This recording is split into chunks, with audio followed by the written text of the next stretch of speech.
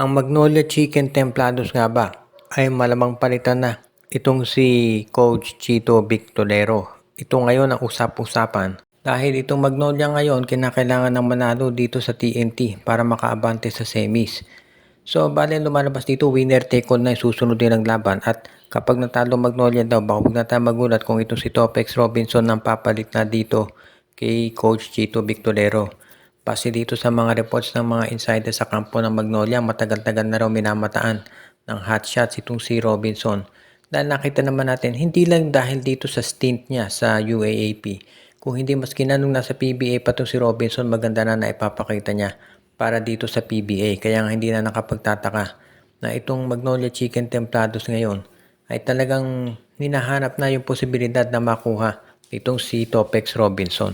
Dahil nakita rin natin dito na kung sakasakaling si Robinson ang maging coach ng Magnolia, mag-iiba na yung approach nila. Dahil syempre iba yung sistema ni Robinson kumpara dito kay Victorero. Marami nga nagsasabi na medyo outdated na yung ginagamit ni Victorero at parang hindi na talaga bagay para dito sa PBA.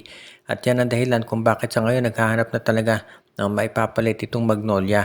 Kaya kung sakasakaling na makuha nila itong si Chito Victor, itong si Topex Robinson, ay sa tingin ko magiging madali naman yung adjustment itong sila Xavier Lucero, sila William Navarro at yung iba pang mga players ni coach ngayon. At alam din natin na ang Magnolia naman, kinakailangan na talaga siguro magbago. Matagal na nga si Victorero dyan pero kung hindi nakapagpo-produce ng resulta, abay dapat ng palitan dahil syempre alam natin ang Magnolia isa yan to sa mga teams ngayon na kinukonsidera na kinakailangan mag-champion.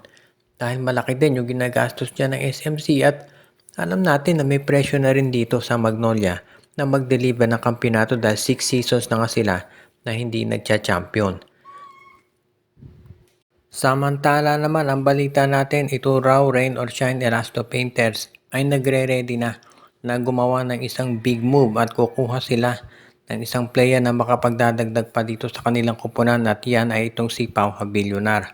Mukhang ang gusto raw ng Rain or Shine Elasto Painters ay magkaroon sila ng isa pang big man na magko-complement dito kay Jonard Clarito. Ito si Pau Habillonar medyo undersized yan doon sa position niya na power forward na 6'5". Pero nagme-makeup naman siya dyan dahil sa kanyang physicality. At alam natin na isa to doon sa mga players talaga na ready na sabi nga nila ay makipag-dikdikan dyan sa loob para makakuha ng mga rebound. Kaya nga ito'y nababagay dito kay Coach Yeng Giao. At ang maganda rito para sa Rain or Shine, itong si Pau Habillonar ay unrestricted free agent. Ibig niya sabihin madali itong makukuha ng Magnolia Chicken Templados dahil wala namang kinakailangan na magiging kapalit yan. At yan ang dahilan kung bakit itong Magnolia ngayon or rather itong Rain or Shine ay nagmamadali na makuha ang serbisyo ng nasabing player. Kinoconsider din nitong Magnolia ngayon yung posibilidad na magkaroon sila ng iba pang mga option, sabi nga nila, para mabigyan sila ng additional na pagkakataon na kumuha ng iba pang mga potential targets pagdating dito sa pagkuha ng mga top players sa tinatawag nating free agency list. Dahil syempre kung ikaw naman itong Magnolia Chicken, itong Rain or Shine Elasto Painters, ayaw mong papahuli dito sa ginagawang build-up ng SMC, ng MVP Group, pati na ng Converge Fiber Xers.